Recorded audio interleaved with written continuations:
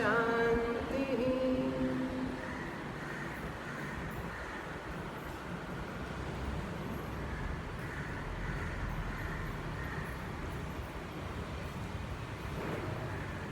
నూట 62వ పేజీ.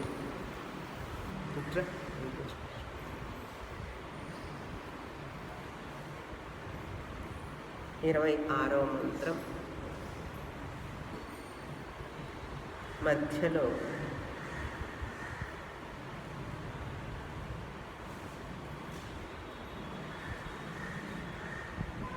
నాలుగో లైన్లో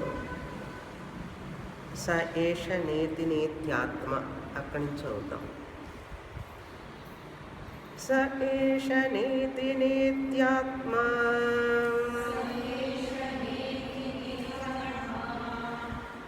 అగృహ్యో నహి గృహ్యతే అశీర్యో నహి శీర్యతే असंगो हि नहि सज्जते असितो न व्यथते न रिष्यति एतान्यष्टावायतनानि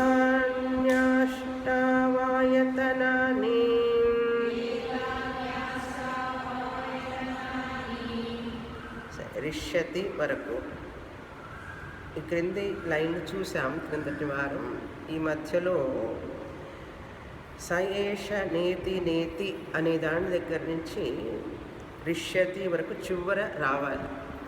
అది ప్రింటింగ్ మిస్టేక్ కాదు, కానీ మనం అది చివర చదివితే అది ఉపనిషత్తు చెప్పేటటువంటి సమాధానం కనుక మనం ఇప్పుడు చివరిలో అది చూస్తున్నాం. క్రిందటి వారం చూసాం మనం, శాకల్యుడు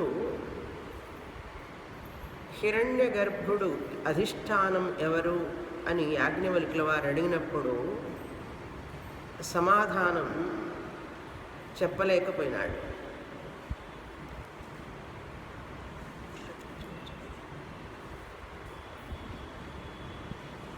సమాధానం చెప్పనప్పుడు అతనికి మరణం సంభవించింది. మరణం సంభవించడం వల్ల ఆ మరణం తర్వాత అతని శిష్యులు అతన్ని దహనం చేసిన తర్వాత ఆ శాకల్యుడి ఎముకలు అంటే అస్థులు తీసుకువెళ్ళేటప్పుడు అస్థికలు అవి దొంగలు వచ్చి అపహరించడం జరిగింది అని అంతవరకు చదివాము. తర్వాత ఏమైంది అని చెప్తే యాజ్ఞవల్కుల వారు బ్రాహ్మణులను ప్రశ్నలు అడుగుతున్నారు మిగతా వారిని. ఆ ప్రశ్నలు అడిగేటప్పుడు ఎవరు సమాధానం చెప్పలేకపోతున్నారు. దానికి ఉపనిషత్తే సమాధానం చెప్తున్నది. యాజ్ఞవల్కుల వారు చెప్పలేదు సమాధానం. ఆయన ప్రశ్న అడగడం వరకే పూర్తి చేశారు. తర్వాత ఉపనిషత్తే సమాధానం చెప్తోంది. ఈ యొక్క స ఏష నేతి నేత్యాత్మ అనేది ఉపనిషత్తుల యొక్క సమాధానం. ఏం చెప్తున్నది ఉపనిషత్తు ఇక్కడ అంటే, ఈ ఆత్మ అనేటువంటిదే అన్నిటికీ అధిష్టానం. ఆ హిరణ్య గర్భుడికి కూడా ఆత్మ అధిష్టానం అని చెప్పబడింది. ఆత్మ ఎటువంటి స్వరూపం కలది అనే విషయాన్ని ఇక్కడ చెప్తున్నారు. ఈ ఆత్మ ఎటువంటి స్వరూపం అంటే సహ ఏషః న ఇతి న ఇతి, అన్నీ ఇది కాదు ఇది కాదు అని చెప్పిన తర్వాత ఏదైతే మిగిలి ఉంటుందో అది ఆత్మ అన్నారు. నేతి నేతి అంటే న ఇతి న ఇతి. న ఇతి అంటే అర్థం ఏంటి? ఇది కాదు ఇది కాదు. ఆత్మ అంటే ఏమిటి అంటే ఇది కాదు ఇది కాదు. అనేది సమాధానం. ఇది కాదు, ఇది కాదు అనేది ఏది?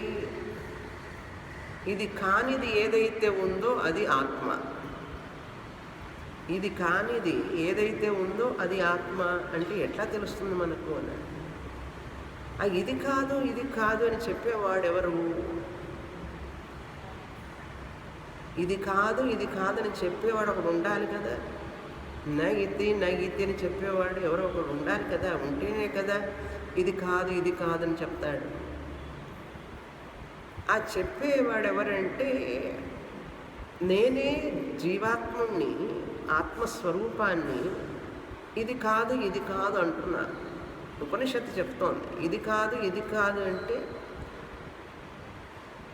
ఇది కాదని చెప్పేవాడు ఎవరైతే ఉన్నాడో అతనే ఆత్మ అయి ఉన్నది అని మనం అర్థం చేసుకోవాలి. అక్కడ ఇది కాదు, ఇది కాదు అన్నప్పుడు అప్పుడు ఇది కాదు అనే ఒక ఉండాలి కదా. ఆ ఉన్నవాడు తానై ఉండాలి ఆ ఆత్మ. కనుక ఇది కాదు, ఇది కాదన్నావు. అయితే మాకు ఎట్లా అర్థమవుతుంది ఇలా చెప్తే అని అంటే అది తెలుసుకోబడేది కాదు అన్నారు.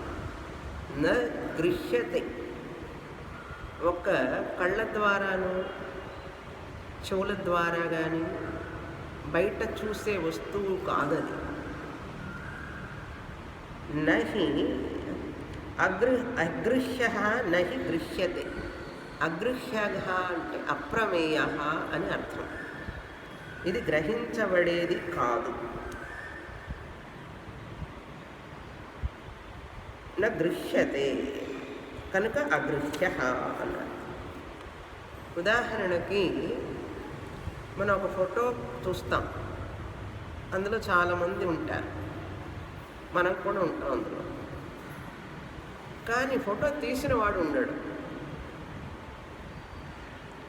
ఫోటో తీసిన వాడు ఉండడు. ఆ ఫోటోలో అందరినీ చూస్తాం కానీ ఫోటో తీసిన వాడు కనపడడు.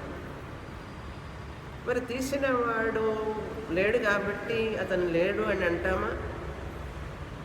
అందులో లేడు కదండి ఫోటోలో, కనుక అతను లేడు అని చెప్పి అనలేం మనం. ఫోటో తీసే ఫోటోగ్రాఫర్ లేడు అని చెప్పి అనలేం. నేను చూడలేదు కాబట్టి అని అనకూడదు. ఎందుకంటే ఫోటో ఉన్నదంటేనే, ఫోటోగ్రాఫర్ ఉంటేనే కదా ఫోటో ఉంటుంది. కనుక ఉండాలి. లేదండి ఆటోమేటిక్ కెమెరా అండి ఫోటోగ్రాఫర్ లేడంటావా? ఆటోమేటిక్ కెమెరా అయినా కూడా కెమెరా ఉండాలిగా. కొన్ని కెమెరా ఉన్నదా లేదా అంత ఫోటోలో? ఆ ఫోటోలో కెమెరా కనపడుతుందా? లేదే. కనుక కెమెరా ఉంటేనే ఫోటో ఉంటుంది. మన కెమెరా చూడటం లేదు. కెమెరా చూడగలమా ఆ ఫోటోలో? కెమెరాని చూస్తే ఫోటో ఎట్లా వస్తుంది అందులో? ఆ కెమెరాని కూడా ఫోటోలో పెట్టామనుకోండి, తీసేవాడెవరు? ఆ ఫోటో కెమెరా ఎక్కడ ఉంటేనే కదా విడిగా అక్కడ ఉంటుంది. కనుక ఆ ఫోటోలో కెమెరాని గ్రహించడం కష్టం. మరి అప్పుడు లేదంటావా అంటే ఈ ఫోటో చూస్తే అది ఉందని గ్రహించాలి. అదేవిధంగా ఆత్మ అనేది ఈ ప్రపంచం అనే ఫోటోలో కనపడదు. ఆత్మ అనేది కెమెరాలాగా, ఏ కెమెరా ఉంటే ఫోటో కనపడుతున్నదో మనకు తెలుస్తున్నదో, అదేవిధంగా కెమెరా లాంటి ఆత్మ ఉంటేనే, ఆ చైతన్యమైన నేను ఉంటేనే ఈ ప్రపంచం తెలుస్తుంది. ఆ చైతన్యమైన నేను లేకుండా ఈ ప్రపంచం తెలియదు. ఈ ప్రపంచం అంటే ప్రపంచమే కాదు, ఈ శరీరం కూడా తెలియదు. ఆ చైతన్యమైన ఆత్మని నేను లేకపోతే ఈ శరీరం కూడా తెలియదు. ఈ మనస్సు ఆలోచనలు కూడా తెలియవు. అవన్నీ గ్రహిస్తున్నామా లేదా? ఆలోచనలు గృహ్యతేవా అన్నావా? గ్రహిస్తున్నాం కదా ఆలోచనలు. శరీరాన్ని తెలుసుకుంటున్నాం కదా, గ్రహిస్తున్నాం కదా. ఇది న గృహ్యతే కాదు కదా, గృహ్యతే. మనస్సు గృహ్యతే, శరీరం గృహ్యతే. కనుక ఇది శరీరము, మనస్సు, ఆత్మ కాదు. కానీ నేను ఈ గ్రహించేవాడిని, ఆత్మని, గ్రహింపబడని ఆత్మని, నేను అన్నిటినీ గ్రహించేవాడిని అని అర్థం. ఇది ఎలా తెలుస్తుంది అంటే మనస్సు ద్వారానే తెలుస్తుంది. మనస్సు ద్వారానే తెలుసుకోగలుగుతాం ఈ ఆత్మని. ఇది గ్రహింపబడేది కాదు అని మనస్సులోనే తెలుస్తుంది, మనస్సు ద్వారా తెలుస్తుంది. మనస్సుని ఆపేస్తే తెలియదు. కళ్ళు మూసుకొని మనస్సుని ఆపేసేస్తే, ఆలోచనలు లేకుండా చేస్తే ఈ ఆత్మ తెలుస్తుంది అని అనుకుంటారు చాలామంది. ఏం తెలియదు. మనసు లేకపోతే ఎవరికి ఏమి తెలుస్తుంది? శుద్ధమైన ఆత్మకి తాను ఆత్మనని తనకు తెలియదు. శుద్ధమైనటువంటి ఆత్మకి తాను ఆత్మనని తనకు తెలియదు, తెలుసుకోలేదు. తాను ఆత్మనని తెలుసుకోవాలి అంటే మనస్సులో ఒక వృత్తి, ఆలోచన వస్తేనే తెలుస్తుంది, లేకపోతే తెలియదు. మనస్సు అనేది మెలకువతో ఉన్న మనస్సు. నిద్రపోయేటప్పుడు ఉంటుంది మనస్సు, కానీ పనిచేయదు. కలలో మనస్సు ఉంటుంది, కానీ ఆ మనస్సు పనికిరాదు. మెలకువతో ఉన్నప్పుడు ఆలోచనించే మనస్సు ద్వారానే ఆత్మని గ్రహిస్తాం. ఎలా గ్రహిస్తాం? వేరే వస్తువుగా గ్రహించం. ఆ మనస్సు ద్వారానే నేను ఆత్మనని తెలుసుకుంటాం. నేను ఆ ఆత్మనని తెలుసుకోవడమే మోక్షం. అందుకని నా గృహ్యతే అన్నా. కనుక మనస్సు అనేది మనస్సుతోనే మనస్సు కాదని, మనస్సు మిథ్య అని తెలుసుకోవాలి. మనస్సుతోనే నేను మనస్సు కాదు అని తెలుసుకోవాలి. నేను ఆత్మనని, నేను మనస్సును కాదని ఎవరికి తెలుస్తుంది? దేని ద్వారా అంటే మనస్సు ద్వారానే ఆత్మ అయినా నాకు తెలుస్తుంది. మనస్సు లేకపోతే తెలియదు. ఆత్మని తనను తాను తెలుసుకోలేదు. ఎలాగైతే మన ముఖం తనను తాను చూసుకోలేదో, అద్దం ద్వారానే చూసుకుంటుంది, కానీ ఎంత అందమైన ముఖమైనా కూడా తనను తాను చూసుకోలేదు. అట్లాగే ఆత్మ కూడా తనను తాను తెలుసుకోలేదు మనస్సు లేకుండా. అందుకని నహి గృహ్యతే, అగృహ్య అంటే అప్రమేయ, అన్ఆబ్జెక్టిఫయబుల్, గ్రహింపబడేది కాదు. తర్వాత మాట ఏమిటి చెప్పింది? అశీర్యో నహి శీర్యతే. నేను బ్రహ్మముగానే ఉన్నాను ఎప్పుడు. న శీర్యతే, ఆత్మనైన నేను ఎప్పటికీ క్షీణించను, నశించను.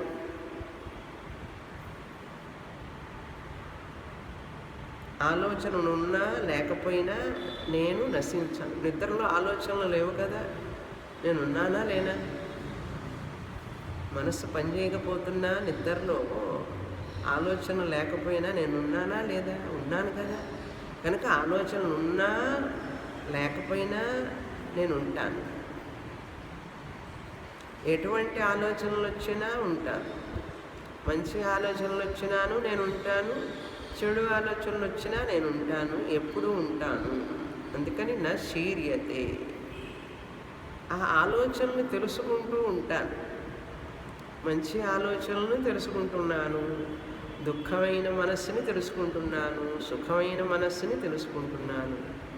కనుక నేను ఎప్పుడూ ఉంటాను. నా శీర్యతే నహి సజ్యతే, నహి సజ్యతే. ఆత్మనైన నేను దేనితో సంబంధం లేకుండా ఉన్నాను. నహి సజ్యతే, దేనితోనూ సంబంధం లేదు నాకు. ఎలా అండి? అనాత్మ మనస్సు శరీరంతో సంబంధం ఉండదా ఆత్మకి అని అంటే, ఎండమావి నీరు నేల మీద కనపడుతోంది. ఆ నీటికి ఆ నేలకి ఏమిటి సంబంధం? ఆ నీరు నేలను తడుపుతుందా? ఏమన్నా సంబంధం ఉందా దానికి? ఎందుకు లేదు అంటే, నీరు మిథ్య. నేల వ్యావహారిక సత్యం, నీరు ప్రాతిభాసిక సత్యం. టీవీలో కూడా మనం చూసేటప్పుడు అక్కడ నీళ్లు కనపడతాయి, వర్షం పడుతూ ఉంటుంది. ఆ నీళ్ళు ఏమన్నా స్క్రీన్ తడుపుతాయా? నిప్పు కనపడుతుంది, మంటలు కనపడతాయి, అవేమన్నా ఆ స్క్రీన్ని కాలుస్తాయా? ఎందుకని? నిజంగా నిప్పులు లేవు, నీళ్ళు లేవు, ఉన్నట్లుగా కనపడుతుంది. ఎన్నిసార్లు ఆన్ చేస్తాం ఆ టీవీ స్క్రీన్ని, ఎన్నిసార్లు పనిచేస్తుంది, ఎన్నిసార్లు నిప్పులు వచ్చినాయి, ఎన్నిసార్లు వర్షాలు వచ్చినాయి. ఏమంటది? స్క్రీనే అంటకపోతే నిప్పుతో ఆత్మ ఎట్లా అంటుకుంటుంది? అందుకని ఆత్మకి దేనితోనూ సంబంధం లేదు, ఎండమావి నీరులాగా. అది ఊరికే కనపడుతున్నది. ఏది? ఆ నీరు కనపడుతున్నదే కానీ నిజంగా లేదు అని. అది నహి సజ్జతే. ఇది మొదటి కారణం. ఎందుకంటే అది మిథ్యా కనుక. అనాత్మ నామరూప శరీరం మనస్సు మిథ్యా కనుక అవి ఈ ఆత్మని నన్ను ఏమీ చేయలేవు, నాకు సంబంధం లేదు. మొదటి కారణం అవి మిథ్యా కనుక. రెండవ కారణం ఏమిటంటే, సంబంధం ఉండాలి అంటే అవి సత్యమైతే కదా ఉంటుంది. అంతేకాదు రూపం ఉన్నదానికే సంబంధం ఉంటుంది. రూపం ఉంటే కదా సంబంధం ఉంటుంది. ఆత్మనైనా నాకు రూపమే లేదు. రూపం ఉన్నదానితో ఎట్లా సంబంధం పెట్టుకుంటాను? కనుక నేను నిరాకారం. అందుకని నాకు దేనితో సంబంధం ఉండదు. తర్వాత నహి శీర్యతే అసంగోహిన సజ్జతే. ఎందుకంటే అసంగ, సంగము లేదు దేనితో కూడా, కనుక సజ్జతే. అసితోహి న వ్యథతే. అసితాహి న వ్యథతే అంటే మానసికమైనటువంటి సమస్య. వ్యథ అంటే తెలుగులో కూడా వ్యథ అంటాం కదా, బాధలు. ఆ వ్యథ అనేటువంటిది వలన నాకు ఎటువంటి సంబంధం లేదు. వ్యథలు ఎక్కడ వస్తాయి? మనసులో వస్తాయి. మనస్సు నేను కాదు కదా, కనుక నాకు వ్యథ లేదు. నేను మనస్సుని అనుకుంటే వ్యథ ఉంటుంది. నేను శరీరాన్ని అనుకుంటే క్షీణం ఉంటుంది, క్షీణించడం ఉంటుంది. నేను శరీరాన్ని కాదు కనుక క్షీణించను. నేను మనస్సుని కాదు కనుక నాకు వ్యథ ఉండదు. కానీ మనం ఏం చేస్తున్నామంటే వ్యథ పడుతున్నాం. ఎంత బాధపడుతున్నాను నుండి అంటాం. అంటే ఏమిటి అర్థం? మనస్సు వేషం వేసేసుకున్నాం. మనం మనస్సు తొడుక్కున్నాం. తొడుక్కొని ఆ తొడుక్కున్న వాళ్ళ సంగతి మర్చిపోయినాం. అదే అయిపోయినాం మనం. ఇలా తెలుసుకునేటప్పటికీ దశాబ్దాలు కష్టపడి బాధపడి పడి వస్తాం చివరికి. అయ్యో ఎంత బాధపడిందంతా అనవసరంగా బాధపడ్డానే, అంత జోక్గా ఉంటుంది. తర్వాత ఎంత పిచ్చివాళ్ళం, తెలియకుండా ఇంత బాధపడ్డాను అనవసరంగా అన్నారు. తర్వాత తెలుస్తుంది, ఎప్పుడో ఇప్పుడు తెలుస్తుంది ఎప్పుడో ఒకప్పుడు. ఎక్కడో ఏదో కాస్త పుణ్యం మనల్ని అట్లా నెట్టుకొస్తుంది అన్నమాట. నహి సజ్జతే అసితోపి న వ్యథతే. అందుకని ఏదైనా జరుగుతూ ఉంటే ఈ శరీరానికి ఆ కర్మ అనుభవించడానికి శరీరం ఇట్లా అనుభవిస్తూ ఉంటుంది. దాన్ని మనం ఏమీ చేయలేము. అందుకని భగవంతుడు కూడా మన కర్మల్ని సృష్టించడు. ఆయన మన సుఖదుఖాలు కర్మల్ని ఆయనే సృష్టించడు. ఆయనకు ఉద్యోగం వచ్చిందే మనం. భగవంతుడికి కూడా ఆయన అన్ఎంప్లాయిడ్. మనం గనక కర్మలు చేయకపోతే ఆయనకేం పనుంది? మన కర్మ ఫలాన్ని ఇవ్వడానికి ఆయనకి కర్మలు చేస్తేనే కదా మనము. కనుక మనం ఉద్యోగం ఇస్తాం ఆయనకి, భగవంతుడికి. నేను కర్మలు చేస్తుంటాను, నువ్వు నా కర్మ ఫలాన్ని ఇవ్వు అని చెప్పి ఆయనకి చెప్తూ ఉంటాం. ఆయన ఏమి సృష్టించడానికి లేదు. అందుకని మనకు కర్మ ఫలాల్ని మనమే కొనుక్కుంటున్నాం. మన కర్మల ద్వారా తెచ్చిపెట్టుకుంటున్నాం. చేసుకొని భగవంతుడిని అంటున్నాం. పైగా ఆయనేమీ చెయ్యడు పాపం. నిష్కారణంగా తిడుతుంటారు భగవంతుడిని చాలామంది. నాకు ఇన్ని సమస్యలు ఇచ్చాడు, నాకు ఇన్ని కష్టాలు ఇచ్చాడు. ఆయన ఎందుకు ఇవ్వాలి అసలు కష్టాలు? ఒకసారి ఆలోచిద్దాం. మనం ఆలోచించి చూడండి. నాకునే ఎందుకు ఇచ్చాడంట? ఎందుకు నిన్నే సెలెక్ట్ చేసుకుంటాడు ఆయన? ఆయనకి వేరే పనేం లేదా? తర్వాత ఇంటలెక్చువల్ ప్రాబ్లమ్స్. నాకు అది అర్థం కాలేదు, ఇది అర్థం కాలేదు, నేను ఇంకొకటి శాస్త్రం ఎప్పుడు చదువుతాను, ఇంకా 2వ అధ్యాయంలోనే ఉన్నాను, 3వ అధ్యాయంలో ఉన్నాను. Intellectual limitations. వాళ్ళందరూ బాగా చదువుతున్నారు, వాళ్ళందరికీ బాగా అర్థమవుతుంది, నాకు అర్థం కాదు. ఇదొక బాధ. ఇది సంసారమే. అయ్యో ఇంకా చాలా చదవలేదు, నేను లేటుగా వచ్చాను, ఎంతో చెప్పేశారు స్వామిని గారు. ఇది సంసారమే. మనస్సులో బుద్ధిలో పరిమితి ఉంది కదా మనిషికి. ఆ పరిమితిని తలుచుకొని మనిషికి కుంగిపోతుంటాడు. అది తెలియదే, ఇంకా తెలియలేదే, వ్యాకరణం తెలియదే, మీమాంస తెలియలేదే, తర్కం తెలియలేదే, ఇంకా బాగా ఇంగ్లీష్ రాలేదే, ఇవేవో ఉంటూ ఉంటాయి మనిషికి. ఎప్పుడు ఏదో ఒక కొరత బుద్ధిలో, బుద్ధి మాంద్యం నాకు, లేకపోతే మనస్సులో కొంచెం బాధలు ఎక్కువ, ఇట్లాంటివన్నీ అనుకుంటుంటాడు. చూసారా? అది మనిషికి, మనస్సుకి శరీరానికని తెలియక తనకు అనుకుంటాడు. ఎంత పొరపాటు అంటే అంత పొరపాటు అది. కనుక మనం ఏం చేయాలి? అసలు నేను బాధ అనేది నేను పడను అని నిర్ణయించుకోవాలి. నేను ఎందుకు బాధపడాలి? అసలు నేను బాధపడను అని నిర్ణయించుకోవాలి. దిగులు పడటం, బాధపడటం ఎక్కడో కలత వెలితి ఎక్కడో లాగుతూ ఉంటాయి, మనిషిని పీకుతూ ఉంటాయి. వాటిని పట్టుకోవాలి. అప్పుడే పట్టుకోవాలన్నమాట. పట్టుకారతో పట్టుకుంటారు చూసారా? అట్లా పట్టుకొని దాన్ని తీసుకెళ్ళి అట్లా వేసేయాలి బయట. వెంటనే పట్టుకోవాలి, మెటల్ డిటెక్టర్ లాగా. పట్టుకోకపోతే మనల్ని పట్టుకుంటాయి అవి. అవి వచ్చిన వెంటనే మనం పట్టుకోవాలి వాటిని. పట్టుకొని ఏం చేయాలి? అసలు నీ స్వరూపం ఏమిటి? నువ్వు ఎక్కడి నుంచి వచ్చావు, ఎట్లా వచ్చావు, నీ పుట్టుక ఎక్కడా అని చెప్పి వెతుకుతూ వెళ్ళామనుకోండి, అది పిశాచంలాగా పారిపోతుంది. రమణ మహర్షి చెప్తారు సద్దర్శనం. ఈ మనసులో వచ్చే ఈ గందరగోళాలు, బాధలన్నింటినీ దాని వెనకాల మనం గనక బాగా విశ్లేషణ చేస్తే, అన్వేషణ చేస్తే, ఎవరు ఏమిటి నీ స్వరూపం అని అడిగితే అది కనపడదుట. అసలు పిశాచిలాగా పారిపోతుంది. తావత్ పిశాచవత్ అన్నారు. ఎందుకంటే అసలు లేనే లేదు అది. అట్లా భ్రమ వలన మనం దాని వెంట పడుతూ మనం దాని చేత పట్టుకోబడుతున్నాం, కబళించబడుతున్నాం. అందుకని శాస్త్రం బాధ చదివే వాళ్ళు ఏం చేస్తారంటే నిధిధ్యాసనంలో అసలు ఆ బాధ, ఆ కలత, వెలితి వచ్చినప్పుడు ఎక్కడొస్తున్నది, ఎవరికి వస్తున్నది? నాకు వస్తున్నది. నేను ఎవరిని? నేను శరీరాన్నే, మనస్సునే, శరీరం మనస్సు కలిసిన తర్వాత వచ్చిన అహంకారాన్నే.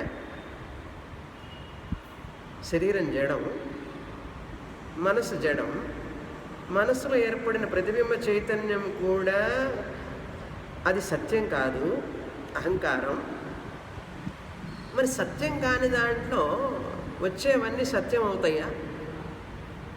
సత్యము కానటువంటి అహంకారము, మనస్సు, బుద్ధి, వీటన్నిటిలో వచ్చేటటువంటి దిగులు, చింత, వెలితి, కలత అన్నీ సత్యం అవుతాయా? కావడానికి వీలు లేదు కదా. అయితే అంటే ఈ సత్యం కాదనమాట ఇది. అప్పుడు నేను ఎందుకు బాధపడాలి? అట్లా ఆలోచన చేయాలి. ఎన్నిసార్లు చేయాలి అంటే 100 సార్లు, 1000 సార్లు చేయాలి. అది మళ్ళీ రానంత వరకు చేయాలి.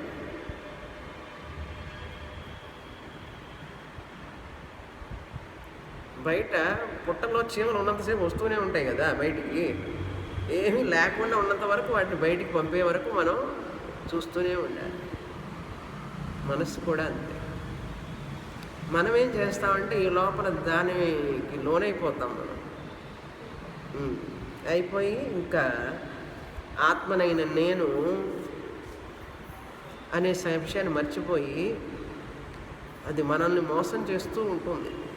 మనస్సే బంధం, మనస్సే మోక్ష కారణం. మన ఏవ మనుష్యాణం కారణం బంధమోక్షయో. ఈ మనస్సే సప్రెషన్, అప్రెషన్, డిప్రెషన్లోకి తీసుకుపోతుంది. ఈ మనస్సే మళ్ళీ అహం బ్రహ్మాస్మి అని జ్ఞానాన్ని కలిగించేది ఈ మనస్సే. కనుక అహం బ్రహ్మాస్మి జ్ఞానం కలిగించేట్లుగా చేయాలంటే మనసును ఏం చేయాలంటే దాన్ని ఎప్పుడు మంచి ట్రైనింగ్లో పెట్టాలి. మంచి అలవాట్లు, మంచి ఆలోచన, శాస్త్రం గురువుతోనే ఉంచుతూ ఉంటేనే చెప్పిన మాట ఉంటుంది. లేకపోతే వినదు. అది ఇందులో పెడితేనే వినదు ఒక్కొక్కసారి. ఇంకా పెట్టకపోతే చెప్పాలే. కనుక ఎవరైతే ఎక్కువసేపు మనస్సుని శాస్త్రానికి ఇస్తారో, శాస్త్ర చింతన చేస్తారో, గురువు చెప్పిన మాటల్ని మళ్ళీ తిరిగి మననం చేసుకుంటూ ఉంటారో వాళ్ళకి ఈ శాస్త్రం ఉపయోగపడుతుంది. అప్పుడు వాళ్ళు సుఖంగా ఆనందంగా ఉంటారు. అందుకని ఈ 4 లైన్లు చాలా ముఖ్యం. ఉపనిషత్తు చెప్తోంది. యాజ్ఞవల్కుల వారు చెప్పలే, ఆయనకి తెలుసు విషయం. నేనెందుకు చెప్పాలని చెప్పి అందరిని వదిలిపెట్టేశారు ఆయన. పాపం ఉపనిషత్తే మన కోసం వచ్చి చెప్తున్నది. మనం ఏమన్నా ఉపనిషత్తు కనికరంతో మనకు చెప్తుంటే మనకేమన్నా బుద్ధి పనిచేస్తున్నది? అసలు వినాలని ఉన్నది. అసలు ఆ ఆత్మస్వరూపం నువ్వే అయి ఉన్నావు, బయట ఎక్కడ వెతకవద్దు అని చెప్తోంది. దానికి నాశనం లేదు, దానికి దేనితోనూ దుఃఖంతో వ్యథతో సంబంధం లేదు అని చెప్తున్నది ఉపనిషత్తు. అప్పుడు నేనేం చేయాలి?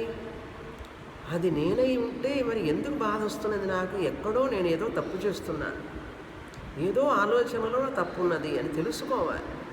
అలా శబ్దం వెంట మనం వెళ్ళాలి. అప్పుడు తెలుస్తుంది మనకి. తర్వాత అసిత అంటే బంధము లేదు, బంధరహిత. అసితోపి న వ్యథతే. అసిత న వ్యథతే. శరీరము మనస్సు. సిత అంటే బద్ధ, న సిత న బద్ధ అని అర్థం. అసిత అంటే బంధము లేదు, బంధరహిత. సిత అంటే బద్ధ, అసిత అంటే బద్ధరహిత. నాకెవ్వరితో బంధాలు లేవు. మనం అనుకుంటాం, ఏమంటే నాకు ఈ బంధాలన్నీ వద్దండి, వీళ్ళందరినీ వదిలిపెట్టి అక్కడ ఆశ్రమంలో నాకు ఏమైనా పని చెప్తారో చెప్పండి, నేను అక్కడికి పోతానంటారు. బంధం లేదు ఇక్కడే. నీకు శరీరంతో బంధం లేదు. శరీరంతో సంబంధం ఉన్న వాళ్ళతో అంతకంటే బంధం ఉండదు. శరీరంతోనే లేకపోతే ఇంక వాళ్ళతో ఏముంటుంది? బంధం ఉందనుకొని భ్రమలో పడుతున్నావు నువ్వు. కనుక నిన్నెవ్వరూ నిజంగా బాధించలేరు. ఆ బాధని నీ నెత్తి నువ్వు వేసుకుంటున్నావు అనవసరంగా. అసిత బద్ధ. బద్ధుడి కాదు అసలు. బద్ధుడి కావడానికి వీల్లేదు.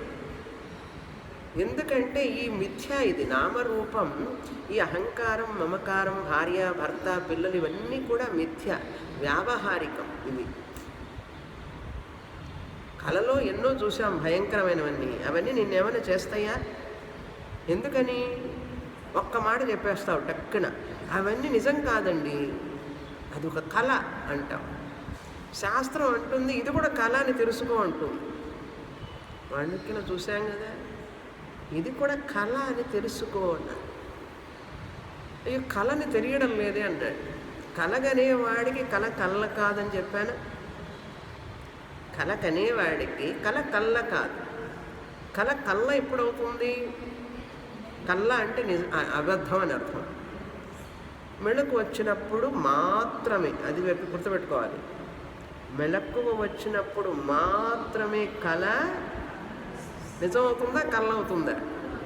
కళ్ళ అవుతుంది. మెళకు రానంత వరకు నిజం అవుతుంది. అదేవిధంగా ఈ వ్యావహారికమైనటువంటి భార్య, భర్త, అహంకారం ఇవన్నీ సత్యం అనుకుంటున్నావు కదా! సత్యం అని ఎందుకు అనుకుంటున్నావు? అది నిద్రలో ఉన్నంత వరకు నీకు కల నిజం అనిపిస్తుంది. ఇక్కడ అజ్ఞానం అనే నిద్రలో ఉన్నంత వరకు నిజం అనిపిస్తుంది. అందుకని గురువుగారు ఎంత చెప్పినా సరే మన నిద్రలోనే ఉంటాం. అజ్ఞానం అనే నిద్రలో ఉంటాం. అజ్ఞానం పోగొట్టుకోవడానికి తీవ్రమైన ప్రయత్నం చేయాలి. ఎలా పోతుందండి ఆ అజ్ఞానం?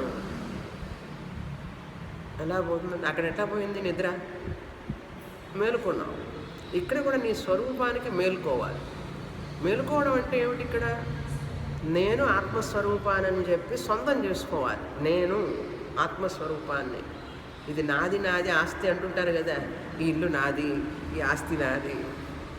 ఎంత గట్టిగా పట్టుకుంటామో వాటిని. అట్లా పట్టుకో ఆత్మని. ఆత్మని నేనే, నేనే ఆత్మని, నేనే ఆత్మని, నేనే ఆత్మని. అట్లా మనసులో దృఢంగా ఆలోచన, జ్ఞానం రావాలి, తెలుసుకోవాలి. అలా తెలుసుకున్నప్పుడు నిద్రలో నుంచి, అజ్ఞానం అనే నిద్ర నుంచి బయటపడినట్టు. పడకపోతే అక్కడ పడతావు. అజ్ఞానం అనే నిద్రలో నుంచి బయటపడకపోతే ఎక్కడ పడతావు? దుఃఖంలో పడతావు. కుడితి తొట్టులో పడినట్లే. ఎలుక కుడితి తొట్టులో పడితే ఏమవుతుంది? కొట్టుకుంటూ ఉంటుంది ప్రాణం కోసం. ఇప్పుడు సంసారాల్లో ఉన్నవాళ్ళందరూ అట్లాగే కదా కొట్టుకుంటున్నారు. బయట కొట్టుకునేవాడు కొంతమంది, లోపల కొట్టుకునేవాడు కొంతమంది. ఈర్ష్య, అసూయ, కోపం, తాపం, భయం ఒకటే రెండ పెద్ద లిస్టు. అసిత న బద్ధ న రిష్యతే. చివరి మాట రిష్యతే న రిష్యతే. న రిష్యతే అంటే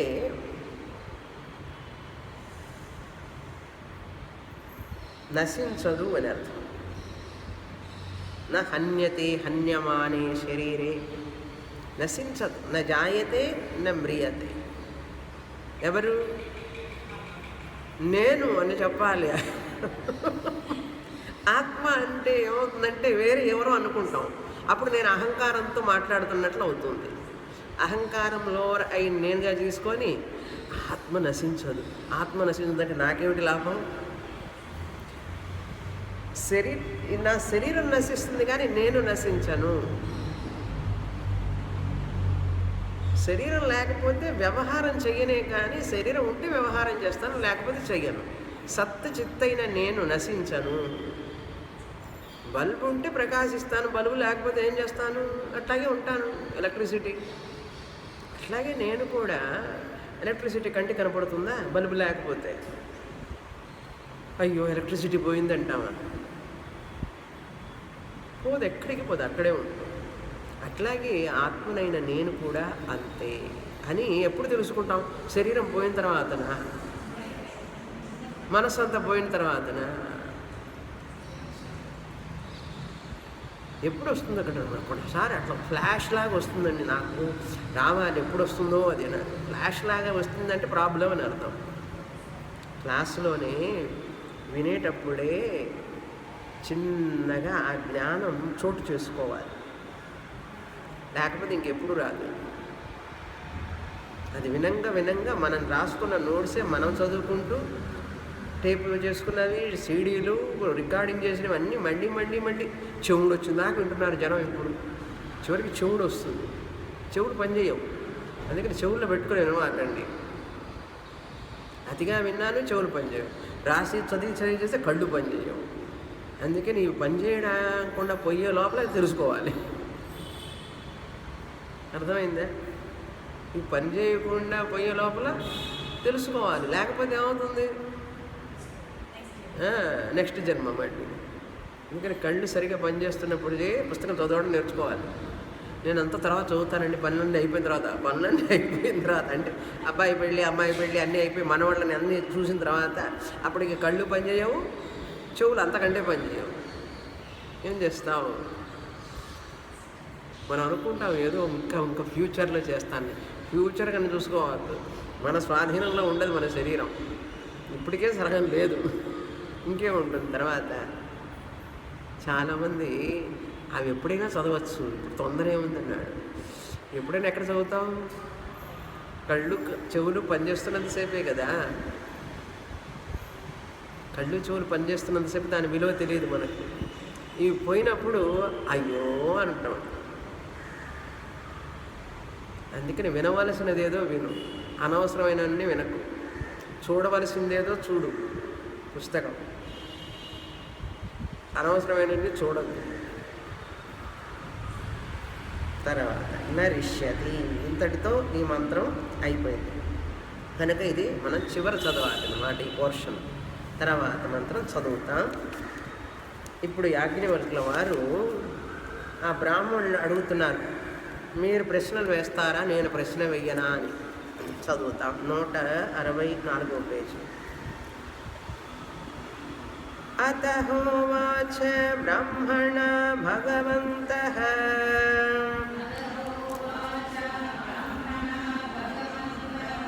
యో వః కామయతే సమాపృచ్ఛత్ సర్వే వా మా పృచ్ఛత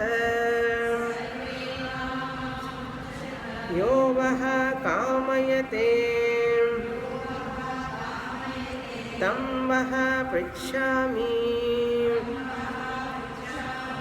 సర్వావ్యా వః పృచ్ఛామితి సర్వాన్ వః పృచ్ఛామితి తేహ బ్రాహ్మణా న దదృశుః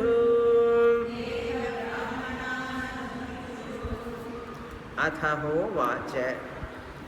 అథ ఈ శాకలుడు ఎప్పుడైతే ఆయన కథ పూర్తయిపోయిన తర్వాత ఉపనిషత్తి వచ్చి సమాధానం చెప్పిన తర్వాత యాజ్ఞవల్కుల వారు హ ఉవాచ ఈ విధంగా అంటున్నారు. ఏమని? బ్రాహ్మణాః భగవంతః. బ్రాహ్మణాః అంటే వైదిక పండితులు. ఆ సదస్సులు అందరూ ఉన్నారు కదా, వాళ్ళందరితో భగవంతః, అందరినీ ఎంత గొప్పగా మర్యాదగా పిలుస్తున్నాడో చూడండి. వాళ్ళందరికీ ఏం సమాధానాలు చెప్పడం తెలియలేదు కదా అని చెప్పి ఏమన్నా కించపరిచినట్లుగా మాట్లాడారు. భగవంతః ఎందుకంటే వాళ్ళందరికీ సగుణం బ్రహ్మాన్ని గురించి తెలుసు, కానీ నిర్గుణ బ్రహ్మ గురించి తెలియదు వాళ్ళకి. అంతేకాని సగుణ బ్రహ్మ విషయం తెలుసు కదా వాళ్ళకి. ఇంకా విలువనివ్వాలి అవతల వాళ్ళకి. మన ప్రశ్నలకు సమాధానం చెప్పనంత మాత్రాన ఇంకా వాళ్ళకి ఏ జ్ఞానము లేదని కాదు అర్థం. అక్కడ వాళ్ళకి నిర్గుణ బ్రహ్మ జ్ఞానం లేదు, అది అర్థం అక్కడ. అందుకని భగవంతః గొప్ప పండితులు. యో వః కామయతే సహ మా పృచ్ఛతు. మీలో ఎవరైనా నన్ను ప్రశ్నలు అడగాలనుకుంటే నన్ను అడగండి. ఎవరైనా సరే మీలో నన్ను ప్రశ్నలు అడగాలనుకుంటే ఇంకా అడగండి. ఆవులను తీసుకొని వెళ్ళిపోవచ్చు ఆయన ఇంకా, కానీ వాళ్ళందరూ అక్కడ నుంచొని ఉన్నారు కదా, చూద్దాం లాస్ట్ ఛాన్స్ మళ్ళీ ఇద్దాం వీళ్ళందరికీ అని. లేదా సర్వేవా మా పృచ్ఛత, లేదా మీరు అందరు కలిసి నన్ను ప్రశ్నిస్తారంటే ప్రశ్నించండి. అందరు కలిసి అడిగినా సరే, ఒక్కొక్కళ్ళుగా అడిగినా సరే, 4 విధాలుగా చెప్తున్నారు. ఒక్కొక్కళ్ళుగా అడిగిస్తాం ఒక విధం, లేదా అందరూ అడగండి కావాలంటే నేను సమాధానం చెప్తాను. లేదా యో వః కామయతే తం వః పృచ్ఛామి. మీరెవరైనా నా చేత ప్రశ్నించబడాలని అనుకుంటే నేను ప్రశ్నిస్తాను. మీరన్నా నన్ను అడగండి, నేనన్నా ఒక్కొక్కడిని అడుగుతాను మళ్ళీ ప్రశ్న, ఒక్కొక్కడిని అడుగుతాను. లేదా మిమ్మల్ని అందరినీ కలిపి అడుగుతాను ఒకే ప్రశ్న. ఒక్కొక్కడికి ఒక్కొక్క ప్రశ్న చెప్పని అడగమంటే అడుగుతాను. కాదులే మా అందరికి కలిపి ఒకటే ప్రశ్న వేయి, మాలో ఎవరో ఒకళ్ళని చెప్తాము అని చెప్పి అంటారా, అందరినీ అడుగుతానన్న కలిపి, అది చెప్తున్నారు. సర్వాన్వా వః పృచ్ఛామి. మీ అందరినీ ఒకేసారి అడగమంటే అడుగుతాను, లేదా ఒక్కొక్కడిని పర్టికులర్గా అడగమంటే అడుగుతాను. ఎన్ని రకాలుగా ఛాన్స్ ఇస్తున్నారో చూడండి. మీరు ఒక్కొక్కళ్ళు నన్ను అడిగినా సరే, లేదా అందరు కలిసి నన్ను అడిగినా సరే, నేను మిమ్మల్ని ఒక్కొక్కడిని అడగమంటారా, లేకపోతే అందరినీ కలిసి అడగమంటారా? ఎంత మార్జిన్ ఇస్తున్నారో చూసారా యాజ్ఞవల్కుల వారు. అది బాగా జ్ఞానం వస్తున్నవాడికి ఇంకేమిటి ప్రాబ్లం, సమస్య ఏంటి వాడికి. అందుకని చాలా వివరంగా చెప్తారన్నమాట. పృచ్ఛత పృచ్ఛామి, నేను అడుగుతాను. తేహ బ్రాహ్మణా న దదృశు, ఎవరు ముందు ధైర్యం చేయలేదు వచ్చి ఆయన అడగడానికి. ఎక్కడ పోతామో మనం కూడా శాకిలుడి లాగా మళ్ళీ మనకెందుకులే ఈ బాధ అంతా అని చెప్పి వాళ్ళు ఎవరు అడగలేదు. కనుక వాళ్ళు అడగినప్పుడు ఏం చేయాలి? ఈయన అడుగుతున్నాడు, ఈయన ప్రశ్నలు వేస్తున్నారు. ప్రశ్నలు వేస్తారు, మళ్ళీ ఆయన చెప్పరు సమాధానం. ఉపనిషత్తు వచ్చి చెప్తుంది. ఏమిటి ఆ ప్రశ్నలు? చదువుతాం. తాన్ హైతైః శ్లోకైః పప్రచ్ఛ యథా వృక్షో వనస్పతి.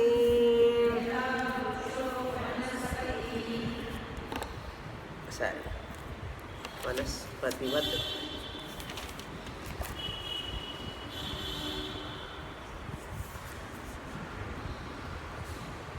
యథా వృక్షో వనస్పతివత్. సరే, యథా వృక్షో వనస్పతిః తథైవ పురుషో మృషా తస్య లోమాని పర్ణాని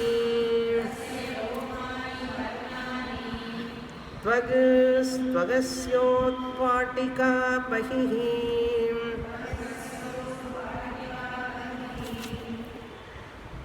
త్వచః ఏమాస్య రుధిరం ప్రస్యంది త్వచ ఉత్పటః తస్మాత్ తదా తృష్ణాత్మైతి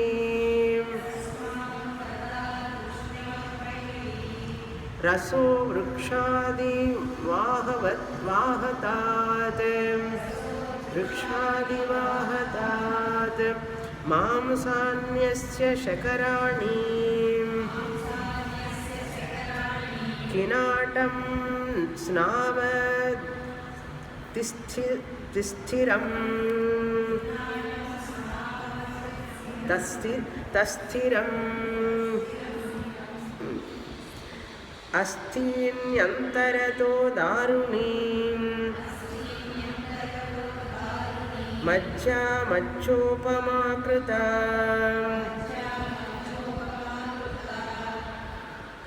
ఇప్పుడు ఈ మూడు శ్లోకాల రూపంలో అడుగుతున్నారు. తాన్ హై తైః శ్లోకైః పప్రచ్ఛ. అక్కడ వరకు యాజ్ఞవల్కుల వారి అడుగుతున్నారు ఈ విధంగా శ్లోక రూపంలో అని ఉపనిషత్తు చెప్తున్నారు. తర్వాత నుంచి శ్లోకం మొదలవుతుంది. యథా వృక్ష, అక్కడి నుంచి శ్లోకం 1వ శ్లోకం బహిః వరకు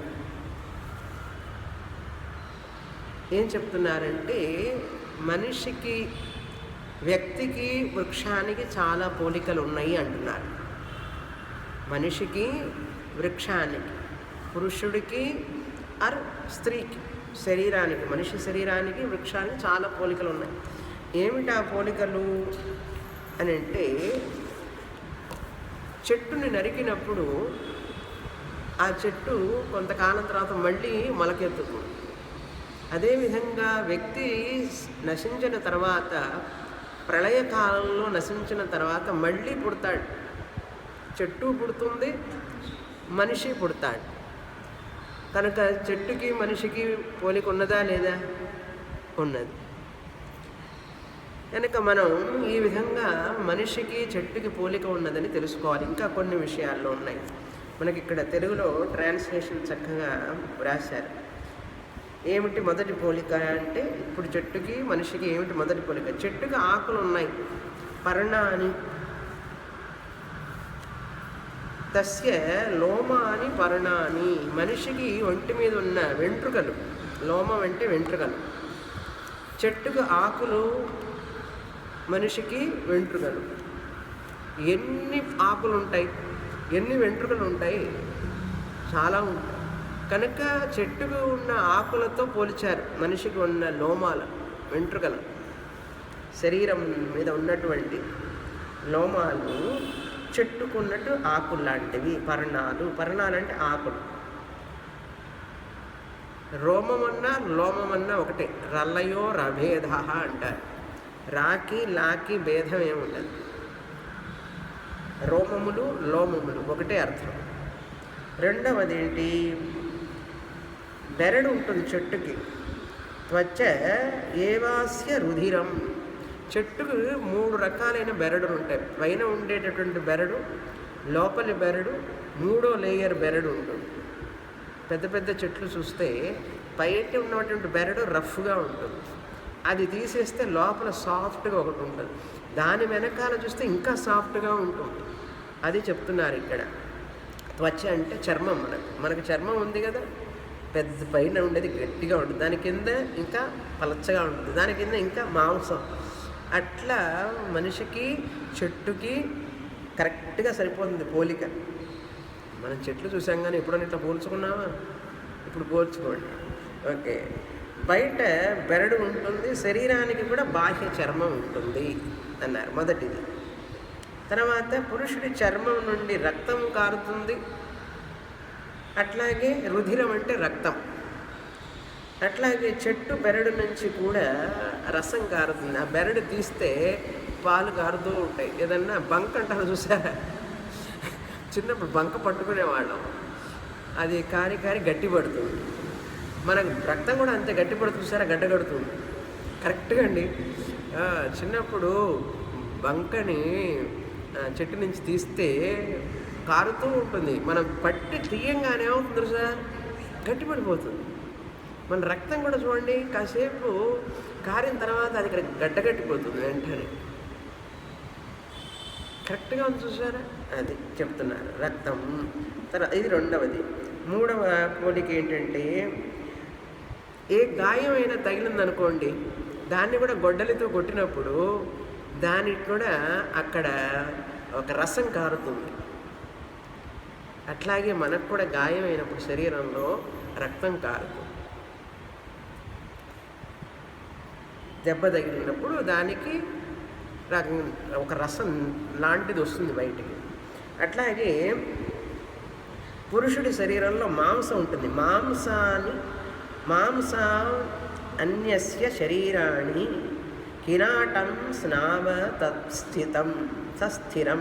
మూడో విషయం, ఈ మాంసం అనేటువంటిది ఆ బెరడు వెనకాల నుంచి ఇంకొక లోపల లోయర్కి వెళితే అక్కడ మాంసం, మనకి ఎట్లాగైతే మాంసం ఉంటుందో చర్మం వెనకాల, చెట్టుకు కూడా ఒక సాఫ్ట్గా ఉంటుంది. అది మాంసం అంటారు దాన్ని మాంసం లాంటిది. అట్లాగే వృక్షం యొక్క లోపలి బెరడు కూడా వృక్షానికి మాంసం లాంటిది. లోపలి బెరడు మాంసం లాంటిది. అన్నిటికంటే లోపల ఉండే బెరడు యొక్క ఆ సొన అంటారు దాన్ని. ఆ సొన రెండు దృఢంగా ఉంటాయి లోపల. అట్లాగే మనకు కూడా ఎముకలు తస్థిరం. అస్థి అంటే ఎముకలు అన్నమాట. లోపల చెట్టు లోపల మధ్యలో చూడండి అచ్చంగా ఎముకలాగే ఉంటుంది. అది కూడా లోపల అస్థి అనేది కూడా ఇక్కడ కూడా థకారం ఉండాలి. తా రాశారు. అస్థి అని ఉండాలి. అస్థి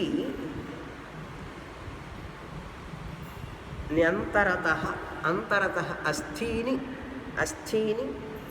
అంతరత.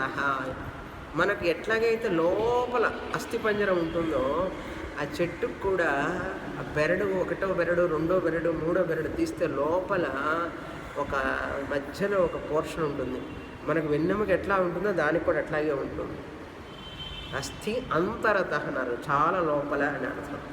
కనుక ఈ పోలిక ఆ పోలిక సరిపోయింది కదా. అందుకని తెలుగులో రాశాను, ఎముకలు ఉన్నట్లే చెట్టు లోపల భాగంలో కర్ర చేప ఉంటుంది అంటున్నారు. కర్ర చేప దాని పేరు. మనకి ఈ భాష అంతా తెలియదు కదా, అందుకని నేను చదువుతున్నాను. కర్ర చేప పురుషుని శరీరంలో మధ్య అంటే ఎముకల మధ్యలో ఉండేటటువంటి మాంసం, దాన్ని మూలుగు అంటారు. లోపల ఎముకల మధ్యలో ఉంటుందన్నమాట కార్టిజ్. కార్టిలేజ్ అంటారు, మర్చిపోయిన పదం. ఆ ఎముకల మధ్యలో కార్టిలేజ్ పోయిందండి, ఎముకలు అరిగిపోయిన వాడికి తెలుస్తాయి. మధ్య అంటారు దాన్ని సంస్కృతంలో. అటువంటిది ఉన్నట్లే చెట్టు యొక్క లోపల కూడా దాన్ని దవ్వ అంటారట. చెట్టు లోపల ఉండేటువంటి చేప మధ్యలో ఉండేటువంటి దవ్వ. కనుక చెట్టు నరికితే ఏమవుతుంది తర్వాత చదువుతాం మంత్రం, 4వ మంత్రం. ఇంతవరకు పోలికలన్నీ చెప్పారు. ఇప్పుడు చెట్టును నరికితే ఏమవుతుంది, మళ్ళీ మొలుస్తుంది. మనిషి కూడా చనిపోయిన తర్వాత మళ్ళీ పుడతాడు. అవ్యక్తాత్ వ్యక్తయ సర్వాః ప్రభవంత్యహరాగమే రాత్ర్యాగమే ప్రలీయంతే. ఎక్కడో విన్నట్లుందా? ఏ ఉపనిషత్తులో విన్నాం? భగవద్గీతలో. కావాలని అడిగా ఉపనిషత్తు అని. ఉపనిషత్తు కాదండి, భగవద్గీతని చెప్పద్దు. ఎంత ఫేమస్ వర్స్ ఇది. అవ్యక్తాద్వ్యక్తయ సర్వాః ప్రభవంత్యహరాగమే రాత్ర్యాగమే ప్రలీయంతే తత్రైవావ్యక్త సంజ్ఞకే. అదే చెప్తున్నారు, చదువుతాం. యద్వృక్షో వృక్ణః రోహితీ మూలాన్నవతరః పునః మర్త్యః స్విన్మృత్యునా వృక్ణః కస్మాన్మాలాత్ ప్రరోహతి రేతవాన్ ఇతి మావోచత తస ఇతి మావోచత జీవతస్తత్ప్రజాయతే ధానారుహ ఇవ వై వృక్షః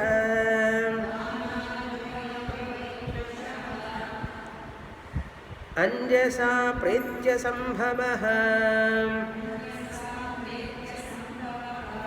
యత్మూలమావృహేయుః వృక్షం న పునరాభవేత్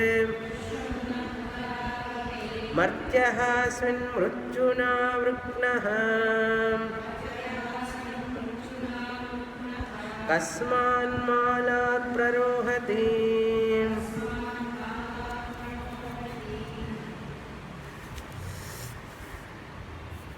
ఇంకొక శ్లోకం చివరి. జాత ఏవ న జాయతే కోన్వేనం జనయేత్ పునః విజ్ఞానమానందం బ్రహ్మ రాతిర్ధాతుపరాయణం తిష్టమానస్య తద్విదైతి.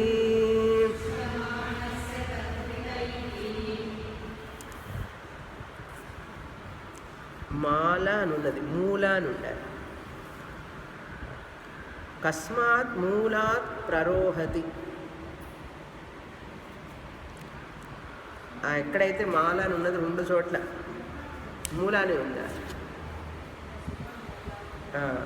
ఓకే. కస్మాన్ మూలాత్ ప్రరోహతి 4వ శ్లోకంలో 2వ లైన్ చివర మూల అని ఉన్నది ఉందా? ఓకే, నా పుస్తకంలో మాల అని. ఓకే, మూలాత్ ప్రరోహతి. ఏ మూలం నుంచి వస్తున్నది? ఆ నరకబడిన చెట్టు. నరకబడిన చెట్టు మళ్ళీ ఎలా మొలకెత్తుతున్నది అంటే అది నశించకుండా బీజ రూపంలో ఉన్నది, వస్తున్నది. అదేవిధంగా మనిషి నశించిన తర్వాత మృత్యు అంటే మరణం, యమధర్మరాజు వచ్చి మళ్ళీ తీసుకెళ్ళిన తర్వాత కూడా మళ్ళీ పుడుతున్నాడా లేదా? కనుక వృక్షానికి మనిషికి పోలికలు ఉన్నాయి కదా.